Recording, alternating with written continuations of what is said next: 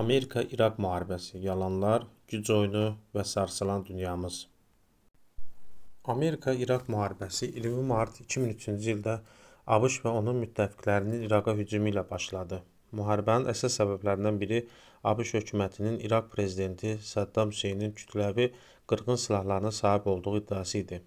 ABŞ prezidenti George Bush və Böyük Britaniya baş naziri Tony Blair İraqın beynəlxalq sülhə təhlükə yaratdığını bildirərək hərbi müdaxiləyə haqq qazandırmağa çalışdılar.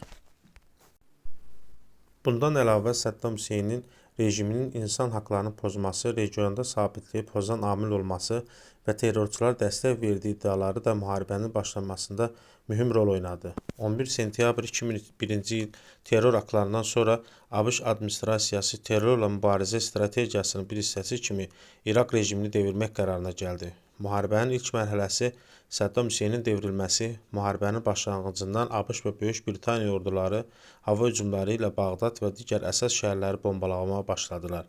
Qısa müddət ərzində İraq ordusu ağır itkilər verdi və 9 aprel 2003-cü ildə ABŞ qüvvələri Bağdada daxil olaraq Saddam Hüseynin rejimini devirdilər. Saddam Hüseyn qaçaraq gizləndi, lakin dekabr ayında tutuldu və 2006-cı ildə edam edildi. Bununla da belə İraqda vəziyyət daha da qarışıq bir hala gəldi. Saddam rejiminin süqutundan sonra ölkədə müxtəlif etnik və dini qruplar arasında toqquşmalar başladı.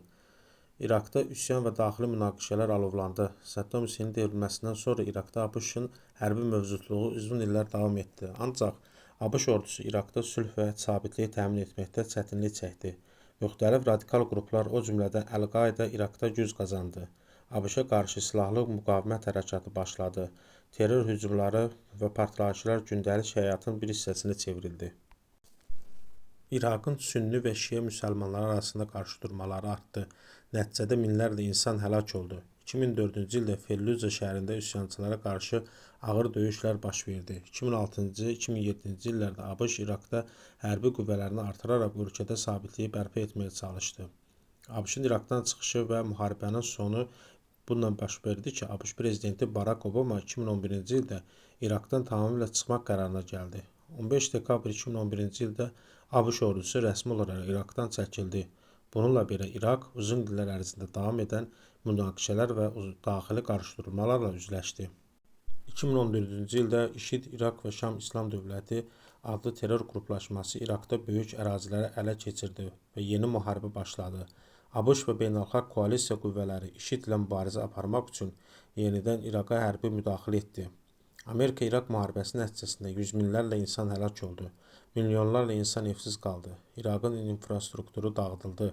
Ölkə iqtisadiyyatı ciddi zərər gördü. Müharibə Yaxın Şərqdə güc balansını dəyişdirdi və İraqı siyasi cəhətdən qeyri-sabit bir ölkəyə çevirdi. ABŞ üçün bu müharibə böyük iqtisadi xərclərə və insan itkilərinə səbəb oldu. Eyni zamanda ABŞ-ın beynəlxalq nüfuzuna mənfi təsir göstərdi. Çünki müharibənin əsas səbəbi olan kütləvi qırğın silahlarının mövcudluğu heç vaxt sübut olunmadı. Nəticədə Amerika-İraq müharibəsi 21-ci əsrin ən mübahisəli və ən dağıdıcı münaqişələrindən biri kimi tarixə düşdü. Bu müharibə təkcə İraq üçün deyil, bütövlükdə Yaxın Şərq və dünya siyasəti üçün ciddi nəticələr doğurdu. Müharibənin mirası bu gün də hiss olunur və onun təsiri ilə regionda davam edir. Kanalımıza abunə olmağı unutmayın.